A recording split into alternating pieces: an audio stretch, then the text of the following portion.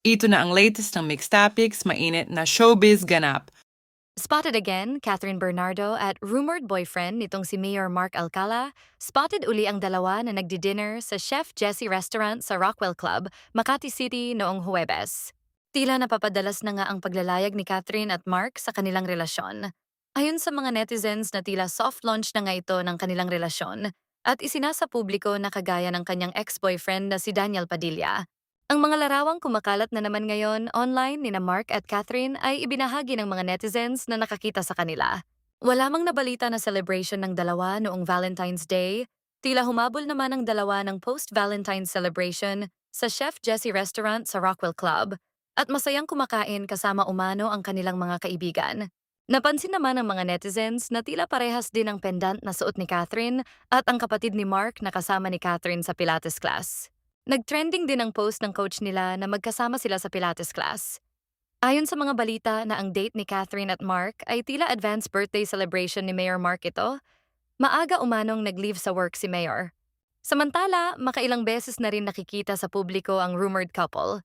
Maraming mga netizens na rin ang nagbabahagi ng kanilang videos at mga larawan na nakakakita sa dalawa, ngunit hanggang ngayon ay wala pa ring komento sina Catherine at Mark.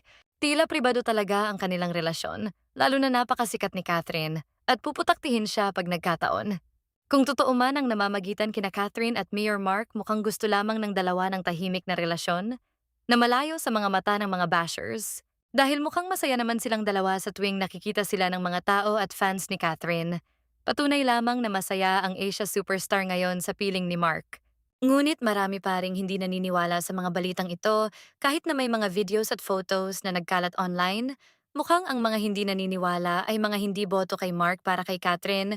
May mga naniniwalang mga edited lamang ang mga larawan at videos at may mga naniniwalang may mahahanap pa umano si Catherine na mas better sa kanyang rumored boyfriend ngayon. May mga tagahanga ang aktres na hindi naniniwala sa mga larawan na nagkalat online patungkol kina Catherine at Mark dahil wala pa naman confirmation. O pag-amin ng dalawa sa publiko, maniniwala lang daw sila kung magsalita at umamin mismo si Catherine at Mark. Ganun pa man, may mga masaya naman para kay Catherine kung talagang si Mark umano ang gusto nito dahil pareho silang single. Samantala, napapadalas naman ang pag-out of town nila Daniel Padilla at Kayla Estrada.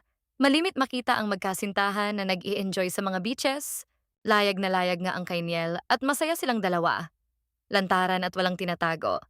At kahit nakuhanan pa sila ng mga larawan ng mga fans, ay game na game ang Kainiel. Walang kaarte-arte umano ang magjowa at sumasama pa sila sa mga tao para magpa-picture. Mapapansin pa sa mga larawan na tila ang aktor na si Daniel pa ang may hawak ng kamera. Kaya naman natutuwa ang mga fans nila dahil pinapaunlakan nila ang mga may gustong magpa-picture sa kanila. Ngunit nung nakaraan ay may komento naman si Kayla patungkol sa mga pasikretong kumukuha ng kanilang mga video habang magkasama sila ni Daniel na respetuhin umano ang kanilang privacy. Marami kasi ang nag-share at kumalat ang video kung saan nilalagyan ni Daniel si Kayla ng sunblock sa kanyang likuran. Kaya hiling ng actress na sana ay respetuhin ang kanilang privacy. Marami namang mga netizens ang umalma patungkol rito. Hindi na nga paawat ang Kainiel dahil layag na ang kanilang relasyon.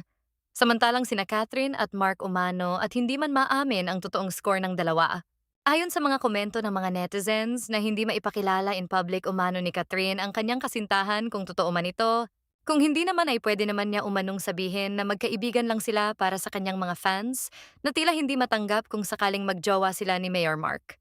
May hiling naman ang Asia superstar sa kanyang speech sa isang bangko na kanyang iniendorso na sana ay igalang ang kanyang mga desisyon sa buhay, kahit iba ito sa gusto ng kanyang mga fans. May mga nagsasabing ito ay may kinalaman sa relasyon nila ng kanyang rumored boyfriend na si Mark. Ayon kay Catherine na kung may trust umano sila sa kanya, dapat ay pahintulutan umano siyang mag-grow at allow her to make mistakes at matuto sa kanyang mga mistakes.